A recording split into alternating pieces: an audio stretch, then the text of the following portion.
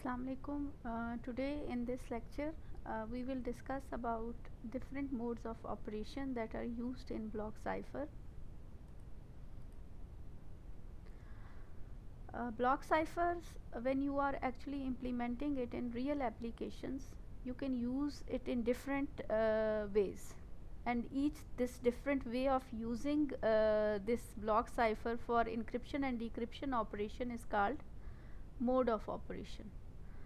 There are four well-known block cipher modes of operation, not four, actually five: ECB, CBC, CFB, OFB and counter. Whatever mode of operation you are using, the same key is used for the block cipher for encryption and decryption. I mean, key will not be changed, same key will be used regardless of whatever mode of operation you are using.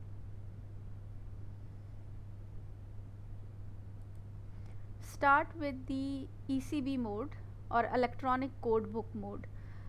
This diagram show you how to perform encryption using ECB mode.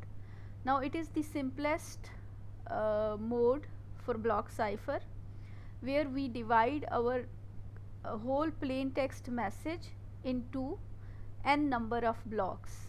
Each block is of length whatever the length of the block in that particular block cipher which you want to use. Like if we want to use AES, then in AES block length is 128 bit. So we will divide, this is B1, we call it B1. First 128 bits are in B1, second 128 bits in B2, and so on, and last 128 bits in Bn. If the last block is not the multiple of block length, then we can add some dummy bits here for the padding purpose to complete the block length. Okay, in ECB mode it is the simplest one, where each block is encrypted independently. You have here block cipher encryption algorithm. Like if we are applying AES, then here we will have AES encryption operation, and we will give as input B1 and key, and whatever output is, we call it cipher text, or let's suppose for B1 cipher text is C1, for B2 cipher text is C2. Now you can see that there is no relation or dependency of B1 to B2 or C1 to C2. Each block is encrypted individually. Each block is encrypted individually. You encrypt that block and you get the corresponding cipher text block, and then in the end you join all these cipher text block together and send it as a encrypted message. During decryption in ECB mode, you just give as input here cipher text blocks, and you will get, and key, same key what we use in encryption, and you will get corresponding plain text blocks. But obviously when we are doing decryption, we will use block cipher decryption algorithm.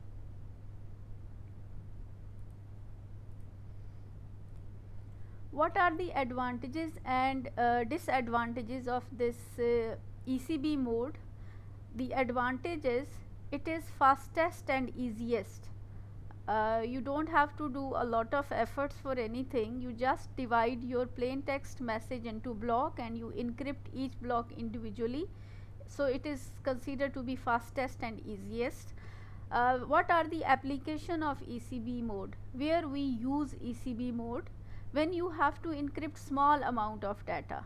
If you have really a large plain text message, then it is recommended not to use ECB. ECB is only good to use when you have a data that is equal to or less than the length of one block, whatever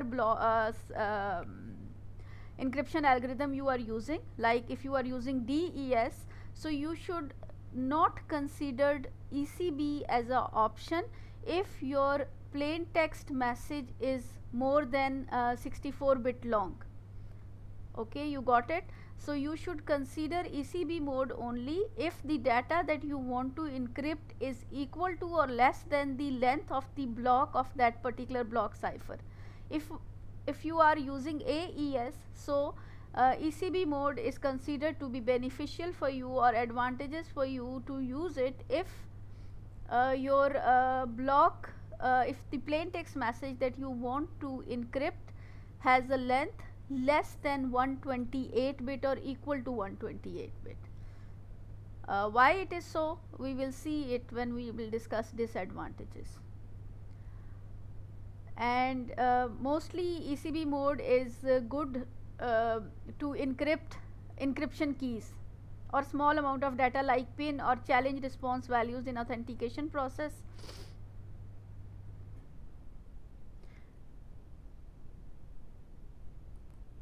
Another application of ECB is during the encryption in database. Like if you are encrypting the records in database, you know, database consists of table. In table we have records, each row in that table is considered as one record. So if you want to encrypt database, so each record is encrypted individually and one record is not having any dependency to any other record. So ECB mode is considered to be a better option for database encryption. What is the disadvantage of it? You can gain information about repeated blocks. Like if we come back over here and plain text block P1, in your plain text message there is some text that is repeated. Okay, plain text block P1 is equals to plain text block P10. Then what will be the output? C1 will be equals to C10. Why? If plain text block repeat and you are using same key for both different plain text, then you will get same ciphertext. So if you have any repeated data in your plain text message, then this repetition will occur in ciphertext, and if this repetition occur in ciphertext, crypt analysis attack is possible. It is also one kind of crypt analysis attack when attacker would be able to find out that these two ciphertext, if they are equal, and crypt analytic attacker able to find out that okay, whoever creates this ciphertext, its plain text also will be same. If two ciphertext block are same, it means plain text block are also same. Like if P1 is equals to P10, C1 will be equals to C10. So it weakens your cryptographic algorithm, or it shows weakness in the system overall, because it is leaking information. We don't want to leak any information from our message. Another disadvantage is can rearrange or modify block to his own advantage. Okay, how we can do so? If attacker make any change in ciphertext block, let's suppose here C2, he will definitely sure that this will affect the corresponding changes in block P2. So if he would be able to perform some changes in C2, he will know that effect will be on P2 and rest of them will not be affected, and during decryption the person who is performing decryption would not be find out that there is any modification occur in ciphertext. So this is another disadvantage of ECB mode.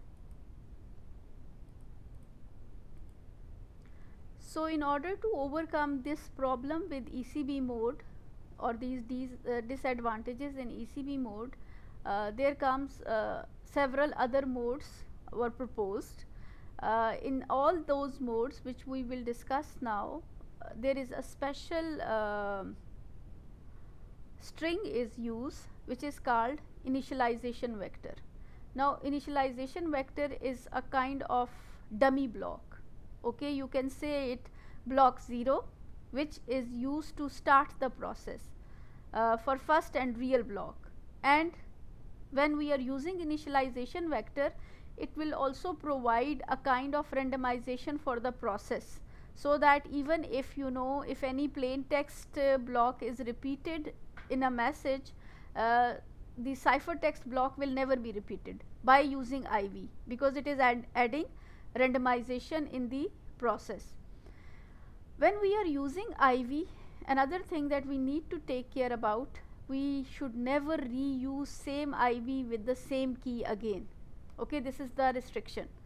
You can use same IV with different key, but never use same IV and same key again.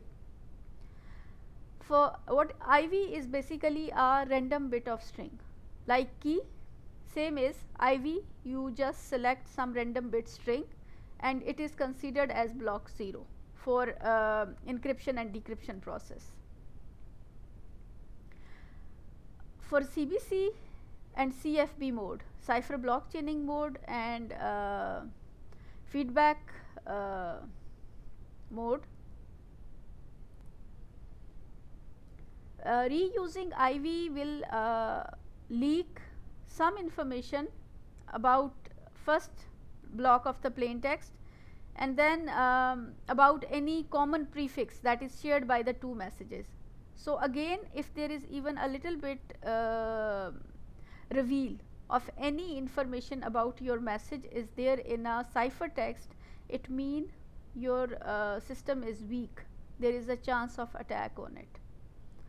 And for OFB and counter mode, if you reuse same IV with same key, then it will completely destroy security, because if attacker would be able to capture these two ciphertext messages where same key and same IV is reused, it will he just have to do what? He just have to exclusive OR these two cipher text block to get the plain text blocks back. So they said that CBC and CFB, okay, reusing same IV with same key is dangerous, but the loss is not that much. It will only leak information about the first block of plain text and any common prefix here. But if you are reusing same IV with same key in OFB or counter mode, then it will completely destroy security. How we will see it when we will discuss OFB and counter mode. And for CBC mode, there is an additional requirement that IV should be generated randomly at encryption time. So it should be a random bit string.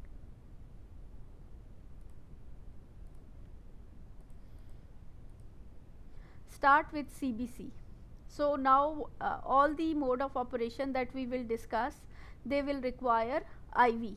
Okay, and IV is what? Initialization vector. What is a initialization vector? It is a random bit of string that will work as block 0 for encryption and decryption process. Now this is how CBC mode work. You will have IV, okay, and we give IV here as a input.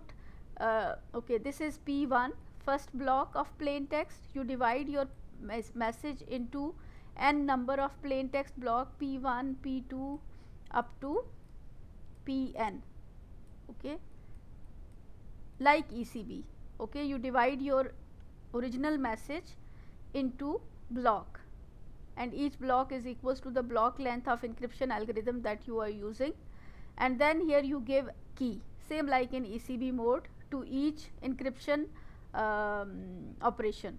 Okay, one block and one key, but along with one block and one key there is something some other operations are there, like this exclusive OR operation we are performing over here, and this exclusive OR operation is performed between, first for C1 it is IV, exclusive or P1, and whatever the output of it will be given to encryption algorithm along with key to get C1. Okay, to get C2, you can see that now we are not having IV, we create a chain, ciphertext block chaining. So now C2 we give C1 as input for generation of C2. So P2 exclusive or C1, here we are doing what? P2 plain text block 2 exclusive or with previous ciphertext block, that is C1, and then we give that as input to this block encryption algorithm and get C2, and so on. This chain will continue. This is the general equation for this process that is depicting over here in the figure. We can see over here, like we know that, like if I am going to write for C2, let me write here with this form. So you can see that C2 is equals to what? P2, we are doing encryption, here we are doing encryption E, and to encryption we are giving as input key K. So I am writing it over here, EK mean encryption, and we give as input key K, and along with key K what we are giving here? P2 exclusive or, okay, I am writing exclusive or as plus sign over here, with C1. Okay, this will be your C2. If we say C3, C3 will be EK of, you are performing encryption using key, and P3 exclusive or C2, and so on. This will continue same. So if we write it in generic form, it will be Ci is equals to EK Pi exclusive or previous ciphertext block Ci minus 1, and your initial ciphertext block, here we call it C0, that is your IV. So for C1, like C1 is what? Here we can see C1 is EK of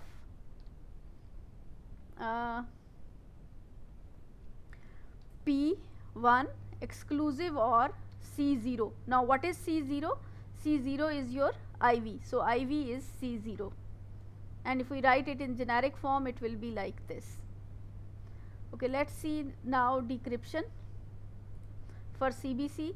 So if we are going to do decryption, again we have to provide here IV, that is your C0, and now ciphertext block 1 C1 here, this is C1, and then C1 and key is given for decryption operation, okay, DK of CI, and exclusive or with Ci minus 1, previous block Ci minus 1. We can also deduce this decryption equation from encryption equation as well. We know that this is encryption equation. So what we are doing actually, if we apply same dk on this side and dk on this side, same operation dk, you will see this dk and ek cancel each other, and we have dk on this side, but here on this side we are left with pi exclusive or ci minus 1. So when I rearrange this equation, it will become, we want pi plain text, so pi will be dk of ci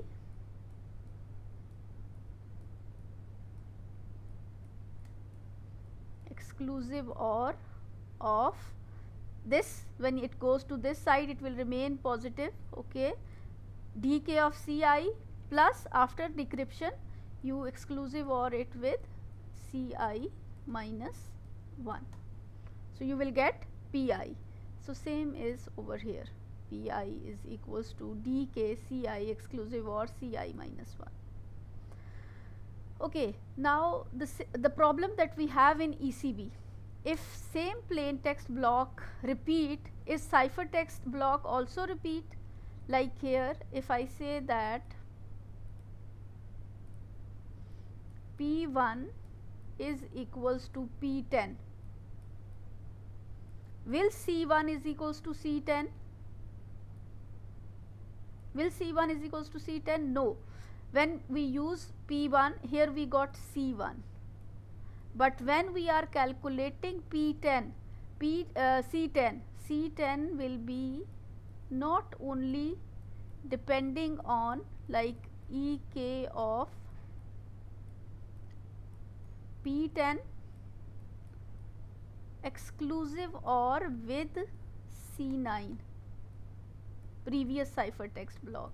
So here this thing change P10 when we are going to encrypt, although P1 is equals to P10, but C10, if C1 will be, okay, if I will write here equation for C1, it will be different from C10. It will be EK of P1 exclusive or with IV or C0. Okay, so here although P1 is equals to P10, but C0 is not same as C9, so this place will generate different text and this will generate different text. As a result, C1 is not equals to C10. So the disadvantage that we have in ECB mode, if two plain text block repeat, ciphertext block repeat itself. But in CBC this is not the case.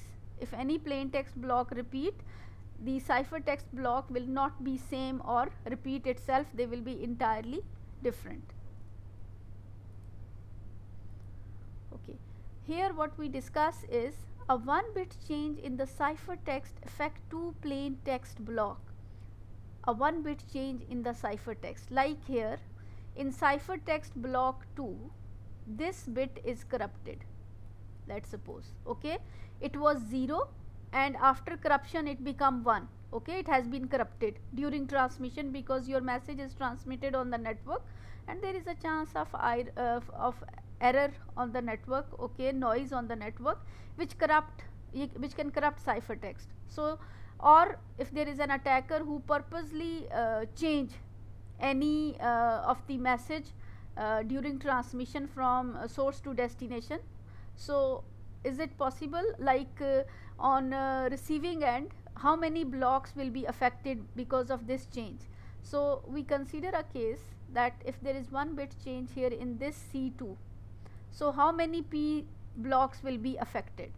Okay, if this is corrupted, if this bit is corrupted, and when we give this message as an input to this block cipher for decryption, because of 1-bit change here, we discuss confusion and diffusion property.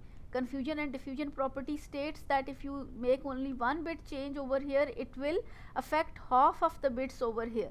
So if this is like 64-bit plain text, then 32 bits be corrupted. 1-bit corruption over here will result in 32 bits corruption in plain text. So whole this block, we can say that whole this block will be corrupted. Corresponding P2 will be completely corrupted. Okay, then what will be the effect on P3? If this is P3, what will be the effect of this bit corruption on P3? Okay, this block is not corrupted, C3 is not corrupted, it is normal, so it will come over here normal, but when we do exclusive OR, we will do exclusive OR of this output with C2. So if this bit of C2 is corrupted, that is 1, 2, 3, 4. So 1, 2, 3, 4. Fourth bit of P3 will be corrupted, but rest of the bits of P3 will not be affected by the change in 1 bit in C2. Okay, so that's why we write here complete corruption of the corresponding plain text block. If C2 is corrupted, corresponding plain text block P2 will be completely corrupted, all bits corrupted. But P3 only 1 bit change, and which bit change? Whichever bit is corrupted in C2, same corresponding bit will be corrupted in P3. So does it affect any of the other blocks other than P2 and P3? We know that P2 will be corrupted, P3 will be corrupted. will it affect on P4? No, it will not have any effect on P4, because for P4 this ciphertext block will be given as input, and this ciphertext block is not corrupted, only this one bit is corrupted over here. So no block after P3 will be affected by change in one bit in particular ciphertext block. Okay, if we do otherwise,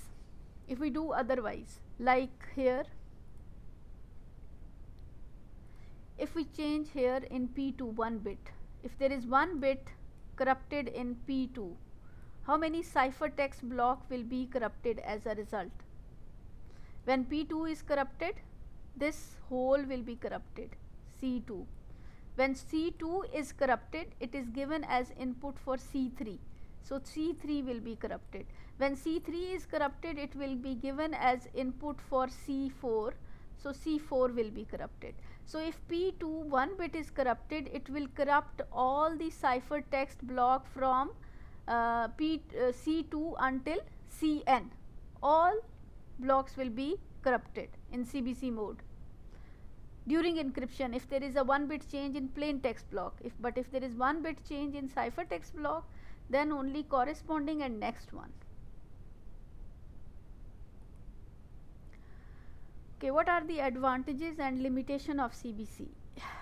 In CBC, as I show you that each ciphertext block depend on all message blocks preceding it, like C3 depends on C2, C1, C0, all, and P1, P2, P3, P0.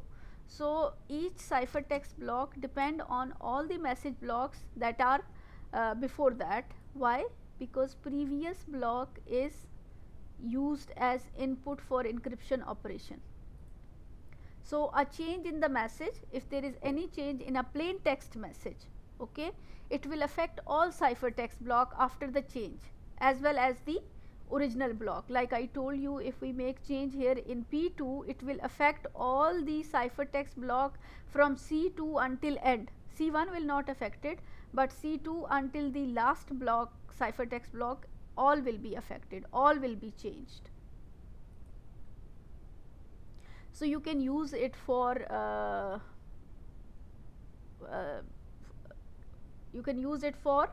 finding out the modification in the message. If there is modification in plain text message, all corresponding ciphertext blocks will be affected. So sometime it is used also as a message authentication code. CBC mode also can be used for message authentication purpose, because if you add last block of ciphertext as MAC with your message, then your receiver can find out by recalculating this chain of ciphertext blocks and then comparing the calculated last block with the received last block. If it is not same, then a receiver can immediately find out that there is a change in the plain text block during during transmission, or there is a modification in a message. So we can also use for message integrity as well. Initial value, because we can see that both encryption as well as decryption depends upon initialization vector. So both parties not only need to know the key but also IV value. IV and key both need to be shared between sender and receiver. Okay, key obviously need to remain secret and it should be shared secretly with the receiver. What about IV? Should IV be also send clear without encryption, or it should also be sent like a key secretly? So they said that if you are going to send IV in clear, then an attacker can make change of the first block and change IV to compensate it. Like if attacker know IV, he can change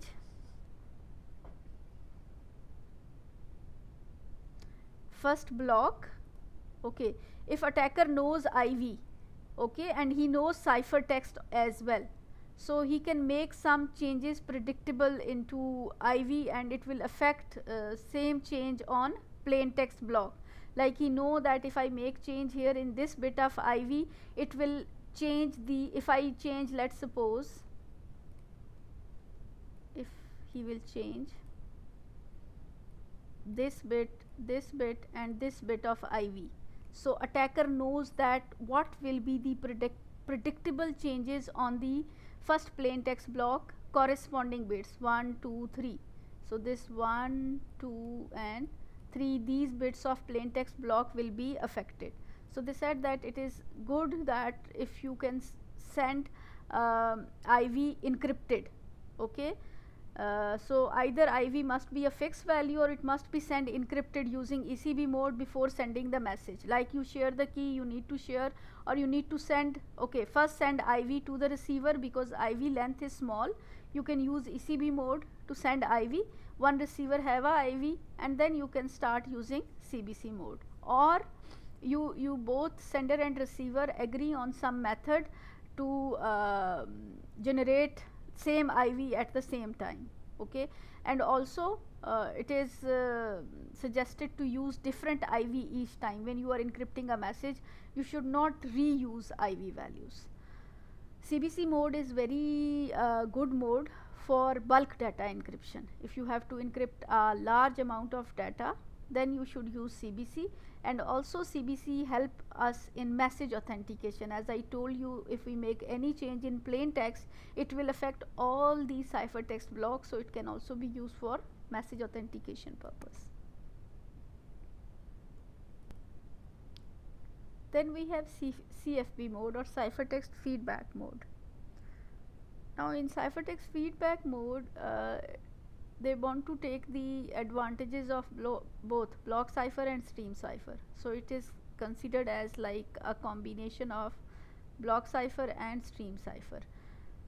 It eliminates the need to pad a message to be an integral number of blocks. Like here, you know, in ECB and CBC mode, we know that if last block is not the multiple of block length, then we need to add extra dummy bits, which is called padding, to complete the block length. But in case of CFB mode, even if last block is not equal to the block length, we don't need to pad, or we don't need to add any dummy bits over there. And another thing special about CFB mode, in CFB mode we don't need to implement decryption. Both encryption and decryption is done through encryption algorithm, okay. This mode only use the block cipher for encryption.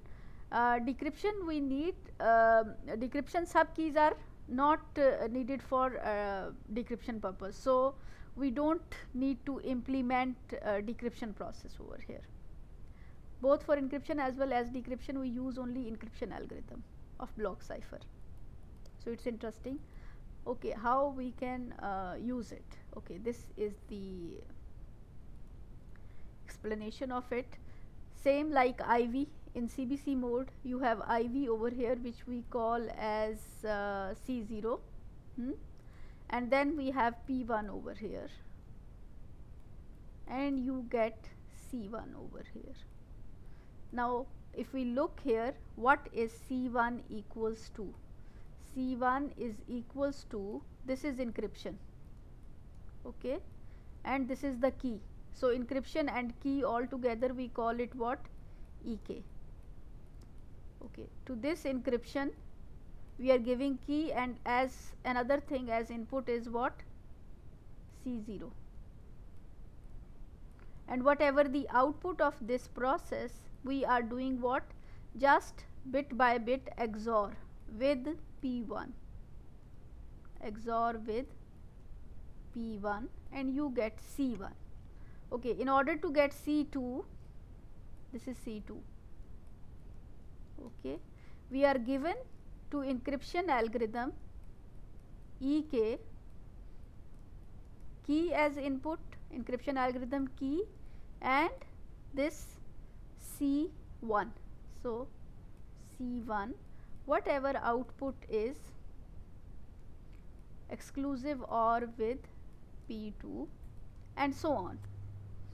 Okay, so this is the process. So if we are going to write it in equation, generic equation form, we can write it as Ci or is equals to EK of Ci -1 exclusive or pi.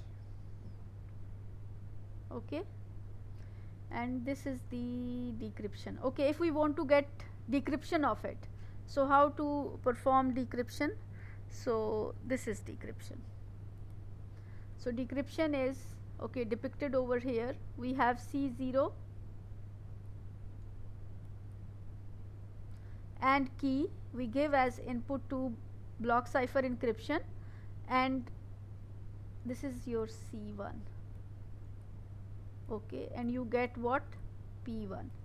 So P1 is equals to what? P1 is equals to dk of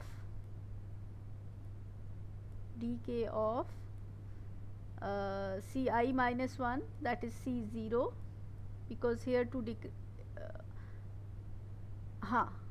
we will not call it dk, it is actually ek.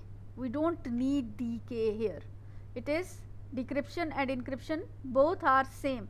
Block cipher encryption, block cipher encryption, block cipher encryption. Even during decryption we use encryption algorithm. So I think it should be fixed here, ek, it should not be dk. Encryption of Ci minus 1 exclusive or Ci. Why? Like here P1, if we see, that is equals to ek of, here you know, ek of IV. IV is what? C0, and whatever output of this is exclusive or with C1. This is C1. Okay, so P1. So if we keep on doing this operation, same equation will maintain, and this is generic form. This is not decryption, encryption. Even you can find out the decryption process from encryption operation. You can, if in exam I give you like this is a mode of operation and this is how we are going to perform encryption, tell me how to do decryption. So that is very simple. During decryption what we want? We want pi. So like here in this equation, this is pi. Okay, and pi is not part of any encryption, it is just exclusive or pi. So what I need to do is pi stay over here, okay, and this thing should move over here. So if this is over here, move over here, it will be simple exclusive or. So pi is equals to, you just move this over there, ek of Ci minus 1 exclusive or of Ci. Okay, we just make the swapping of this. Ci move over here and pi move over here. Ek is on this on place, there is no change in ek. So that's why in CFB mode, for encryption as well as decryption, we are using same operation of encryption. Okay, same thing that we discussed for CBC. If we make 1 bit change in the ciphertext, how many corresponding plain text block will be affected? Okay, let's go for this example. Like if I make change in ciphertext block C1, so how many plain text block will be affected because of that?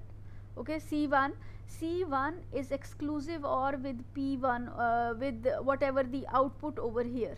So if this bit is encrypted in C1, same bit will be corrupted in P1. So if this is bit number 4, so here same bit number 4 will be corrupted in P1. So P1, 1 bit will be, or corresponding bit will be corrupted. If there is 1 bit corrupted over here, in P1 1 bit is corrupted. If there are 2 bits corrupted over here, in P1 2 bits will be corrupted. Okay, so P1 only those bits are corrupted which are corrupted in C1, but rest of the bits will not be affected in P1. Okay, let's see what is the effect on P2. If C1 is corrupted 1 bit or 2 bit, and when we are giving is as input to encryption algorithm, here everything is corrupted. The output of it is, because of confusion and diffusion property, you will get whole block corrupted. When whole block is corrupted and there is no change in C1, so when this corrupted thing will be exclusive or with this C2, it will make all bits in P2 will be corrupted. Why all bits in P2 will be corrupted? Because of this block, whole block is corrupted. Okay. Okay, does it affect on P3? No, it will not affect on P3 because only corruption is in C1. P3 depend on C2 and C2 is not corrupted. Okay, so if one bit change in ciphertext block, it will affect two plain text block. Okay, same bit change in the corresponding and whole block is corrupted next one. So it is opposite to CBC if you see it carefully.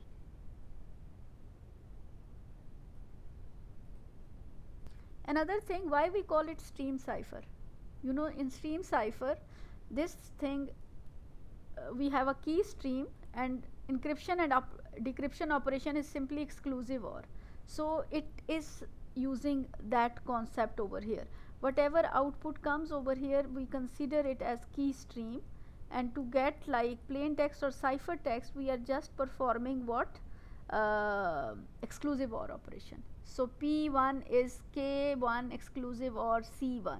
So that's why, you know, here for encryption and decryption both time we are using just this exclusive OR, which is the basic operation of stream cipher. That's why we call it, and here we are using block cipher to generate this key stream. So that's why we call it, it is a combination of block cipher as well as stream cipher. Now what are the advantages and disadvantages of CFP mode? It is preferable to use when data is coming in a fixed size. I mean, you are always getting a data in a fixed size. So if you want to encrypt it, it is better to use CFP mode, and it is most commonly used stream mode. Limitation is you need to pause while do block encryption after every n bits. Why you need to pause? Okay, because if to get P1 you need C0, to get P2 you need C1, then to get P3 you need C3.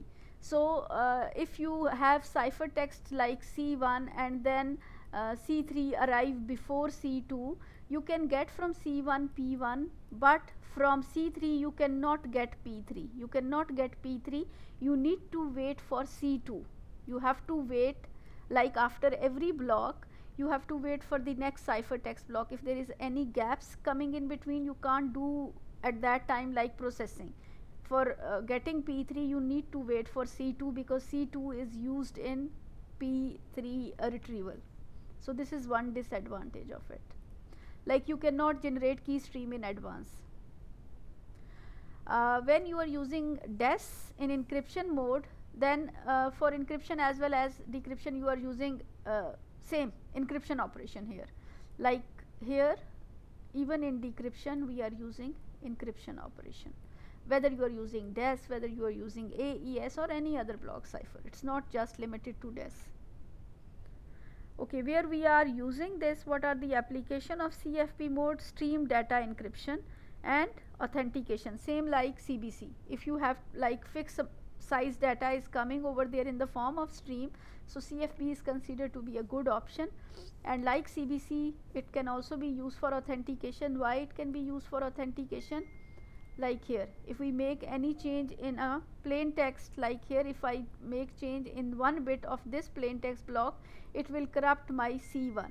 P1 change in P2 will corrupt C2.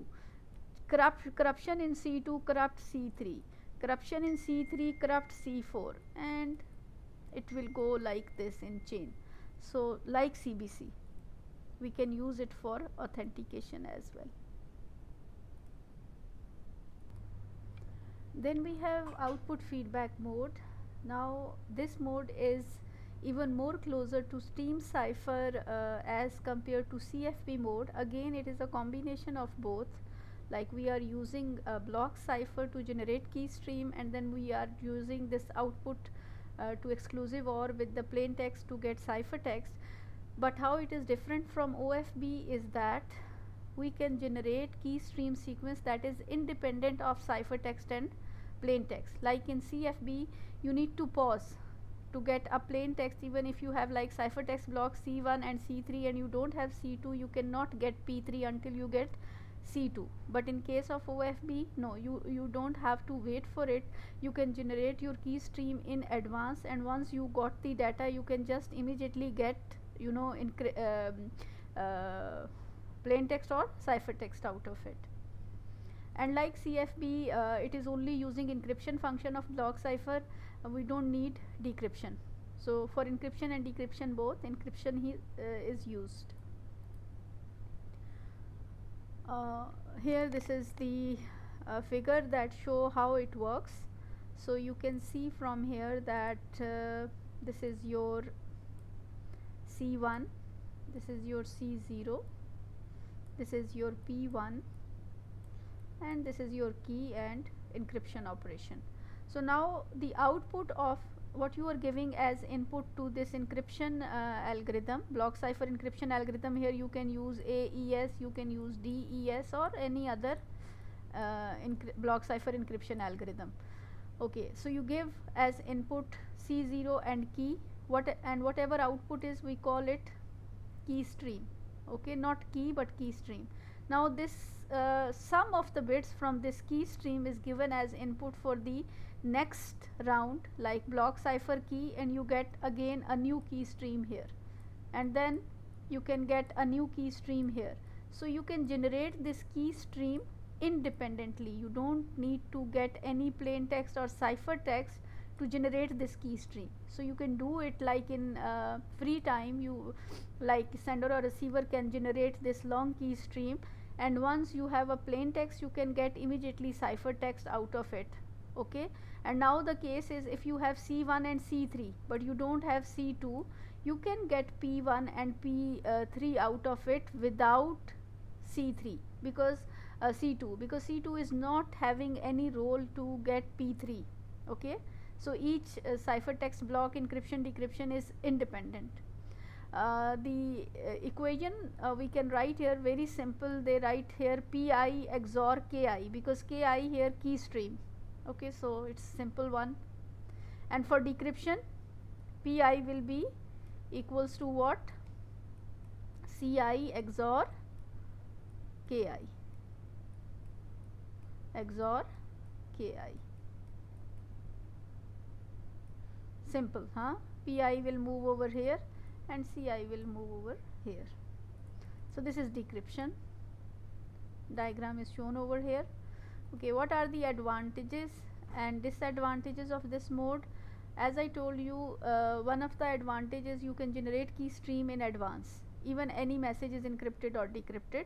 Okay, another advantage is, if some bit of ciphertext get garbled or get corrupted, only those bits of plain text get corrupted. Like here, you know, if it is C2, this bit is corrupted. If this bit is corrupted, then in P2 this bit is corrupted. But will it affect on P3? Will it affect on P3? Is there any effect of this bit corruption in C2 have effect on P3? No. P3 has nothing to do with C2, because here what we are giving as input, output of this, not this output of XOR operation. Key stream is independent. So if there is any bit corrupted in any ciphertext block, it will only corrupt corresponding plain text block, and this noise addition or corruption will not affect rest of the blocks. So this is one of the advantage. Same is for encryption and decryption as well. Even in encryption, if this plain text block is bit is corrupted, only this corresponding bit of ciphertext block is corrupted, rest of the ciphertext will not be affected. So this is advantage of OFP mode. And we don't need a message to be, you know, multiple of block length. There is no padding required. Message can arrive in any size or any you know, block size, and each will be immediately encrypted or decrypted if you have already generated key stream by just applying XOR operation. Disadvantage is that if plain text and ciphertext both are known by an attacker, then he can modify plain text into anything that he wants by simply XORing the ciphertext with the known plain text, and XORing the result with whatever message he wants to transmit. Okay, how to explain this thing? Let's go through an example. Okay, let's suppose I know that in OFB mode C1 is equals to what? P1 XOR K, okay, key stream or whatever key is. Now we know that attacker has what? If the plain text and ciphertext are known by attacker, so attacker has both C1 as well as P1. So let's see what happened if attacker performed the XOR of C1 and P1. Okay, so attacker can perform C1 XOR P1, and we know that C1 is equals to what? P1 XOR K. So here I am just substituting the value of C1. C1 is what? P1 XOR K, and here already I have what? XOR P1, XOR P1. Now you can see that XOR operation cancel each other. P1 XOR P1 will cancel each other, okay, and what you left with? Key K. You get what? Key K. Now when you have a key K, then you can XOR it with any of the text that you want to transmit. Like you want to transmit, instead of P1 dash message, to generate C1 dash, and once you submit C1 dash or transfer this C1 dash to the receiver, receiver will never come to know that you have changed C1 to C1 dash, and when he will decrypt, he will get the message of your choice, that is P1 dash. So this is the biggest disadvantage of OFB, and that's why they said that you should never use same IV and same key 2 times. If you use same IV or same key 2 times and message, like you know, another thing, another example,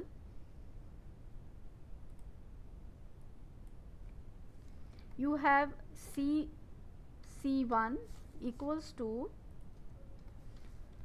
P1 XOR K1. You have one message C1 with K1, and then you have another message C2, which will be some other plain text, but you reuse key. In stream cipher we never reuse key.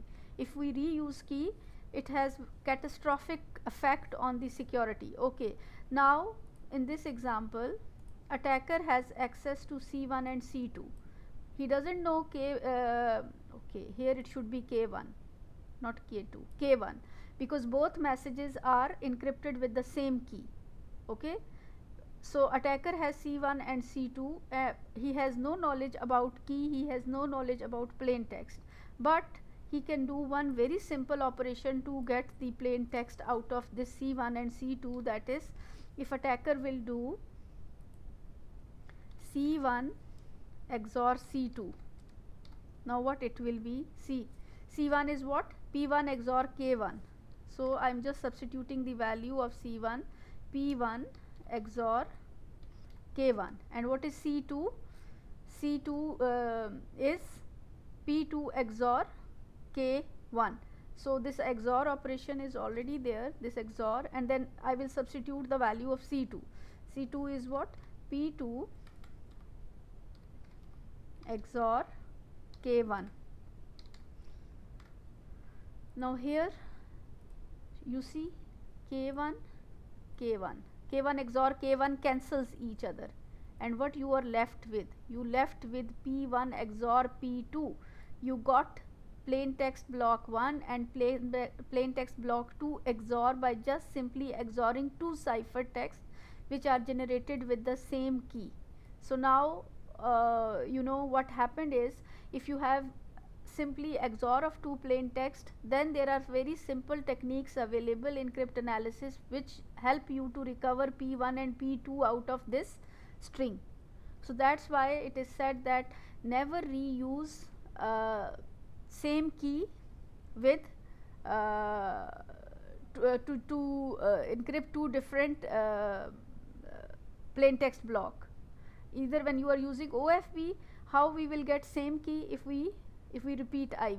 If IV is repeated, then here you will get same key stream. And even if you have different plain text block, if attacker has access to these cipher texts from two different message transfer, he just have to simply XOR of these two cipher texts to get the XOR of plain text, and then he can simply get the plain text message by applying some more techniques on it, which are very simple or easy to recover.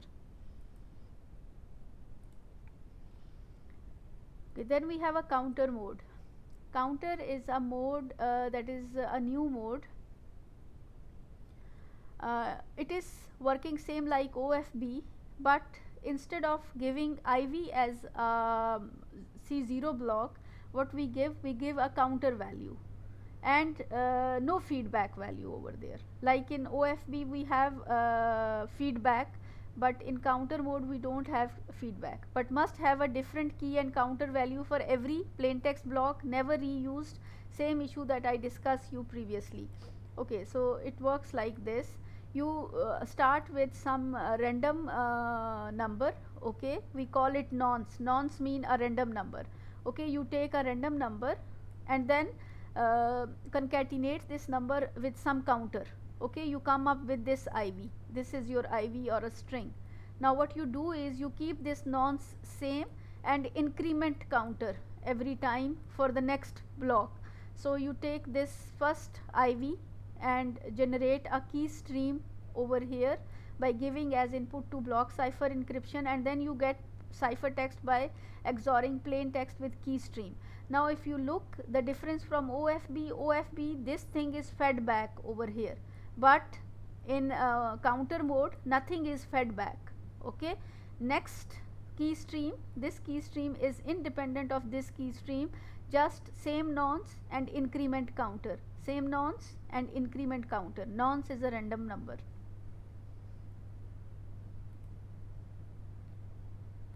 And decryption is same as encryption. There is no change except that instead of giving here plain text, we give cipher text and we got plain text back.